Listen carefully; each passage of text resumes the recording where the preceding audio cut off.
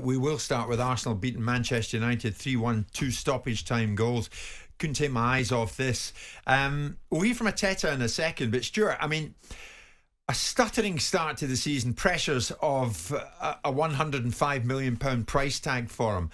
Was this an important moment of arrival for Declan, do you think? Here I am in an Arsenal shirt now, get used to it. I think it was an important moment for him. I wouldn't say it was critical in regard to him, because long term he's going to be a massive asset to Arsenal Football Club over, I think, many years. So I don't think you can judge him on a short period of games. But listen, he's a quality player. He scored a decent finish in the game. I always watch him and think there's so much more to come from Dec. I really do. You know, as a player. And listen, he's at a very good football club now. I think he's come from a good club that was very good for him at the time as well. What more do you think there is to come? I agree with you, Stuart, but you played the game at the highest level. What more do you think we can see from him? I would like to see him just grab the game by the scruff of the neck at times. You know, I equate, whenever I used to take a pitch, I always used to think, I want to be the best player. I want to get man of the match. That was, you know, you dealt with the player you're playing against and all those type of things. I wanted to be the best player on this pitch at the end of the game. Now, Dec's got to sort of keep striving for that type of thing. He's got to go, and if he wants to, you know, maximise the price tag and all that type of thing and get better and better, he might have to go and win games on his own on occasion. Sure. Simon, as I said, I couldn't take my eyes off the end of it. We'll get to you in a second. This was Mikel Arteta post-match.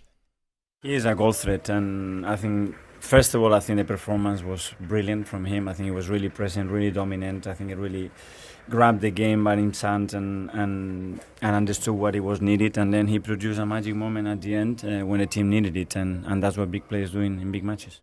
I mean, Stuart has echoed what Arteta was saying there on Declan Rice. I mean, grab the thing by the scruff of the neck. I agree with Stuart, Simon. There's no telling what we're going to see from this boy, and if Declan is flying, Arsenal will be flying. We'll see. I think the main component he's got to add to his game is goals, isn't it?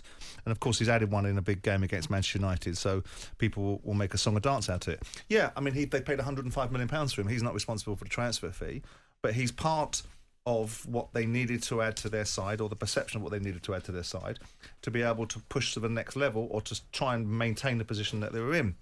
So is Kai Havertz part of that equation. So it's interesting to see what the thinking is. But Declan Rice, to me, is a top quality footballer, and I don't characterise his beginnings at Arsenal as a stuttering start.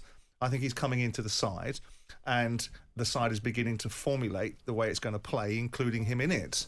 So I look at it and say, okay, in that moment in time, the headline writing is Declan Rice has got a goal, and so as a result of that, his career is in liftoff. But I think he felt comfortable at Arsenal. I think he enjoys his time there.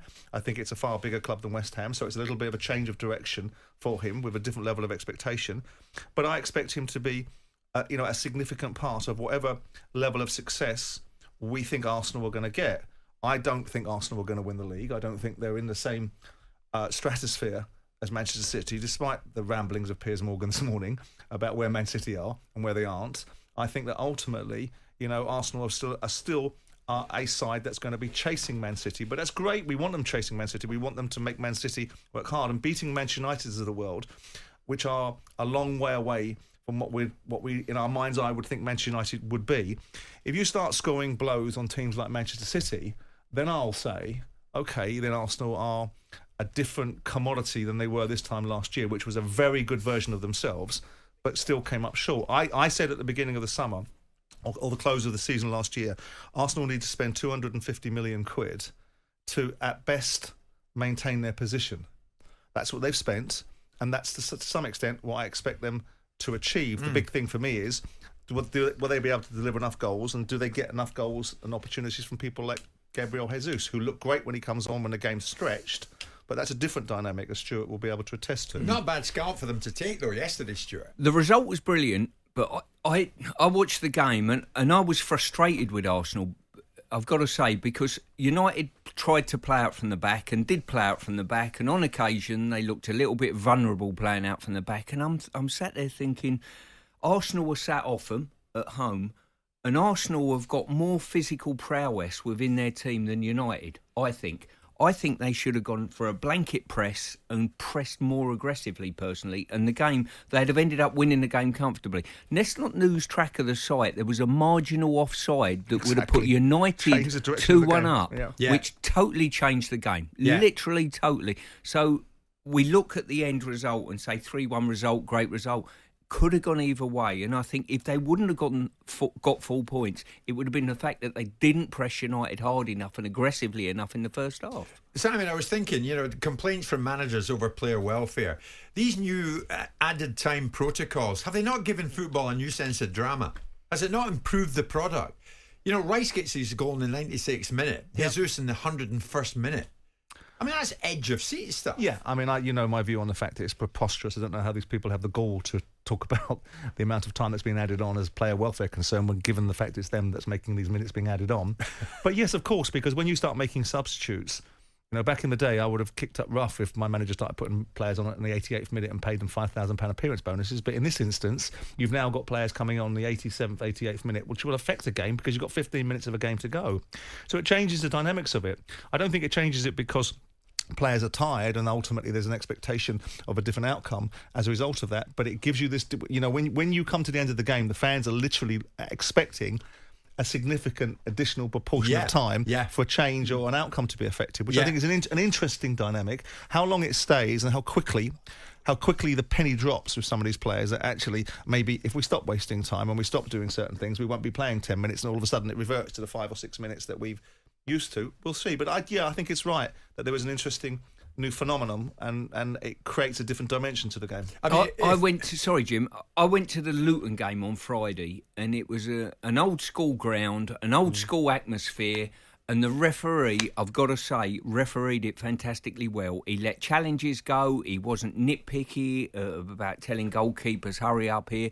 And no one got frustrated or, 2 minutes added time, I think, for the first half. Whatever it was at the end. But there was none of this nitpicky stuff. Referees now are looking to sort of go to goalkeepers because they perceive the away team are going to slow the game down. In the game yesterday, he wouldn't have gone to the Arsenal goalkeeper and said, hurry up, because there's a perception they're the home team and want to win a high-tempo game. Right. But that's not always the case. Right. I mean, those who used to leave a game before full-time are thinking twice about it now, aren't they? I mean, the scouts don't have to go till 90 minutes now. It used to be 80 minutes on the clock, all the scouts are out. You can wait till 90 now in full well you've got 10 minutes Simon, grace. Sky had some aerial shots of some Arsenal fans walking along the street on 90 minutes. Guys, if you're amongst them, you shouldn't have gone at that stage. There was another 10 minutes to play. But also, you are seeing a marked improvement, a massively significant improvement in the amount of time that the ball's in play. Yeah. I mean, okay, you see Man City had 64% of the time the ball was in play, 64 minutes. But you price that into it. But there were other games where seemingly the marked difference of this approach is putting the ball in play for 10 to 15% more than was previously. And that can only be what the end user, which is a broadcaster, and the fans want. That's right. So, I mean, a stuttering start to the season, pressures of a massive price tag. But was this an important arrival for Arsenal, the title race, and Declan Rice in particular? Arsenal fans, you'll be jubilant this morning, I'm sure. If you're up and about, give us a call, 03717 223344. Manchester United. What did we see in Manchester United yesterday? Are they going to shed their inferiority complex away from Old Trafford against their rivals? When you look at the record against the big teams away from home, they're going to have to if they're going to be up and about come the end of this season. Just gone 10:15 this Monday morning. We're live in talkSPORT. Jim White and Simon Jordan, Monday to Friday mornings from 10 on AM, on DAB, via the talkSPORT app and on your smart speaker. talkSPORT.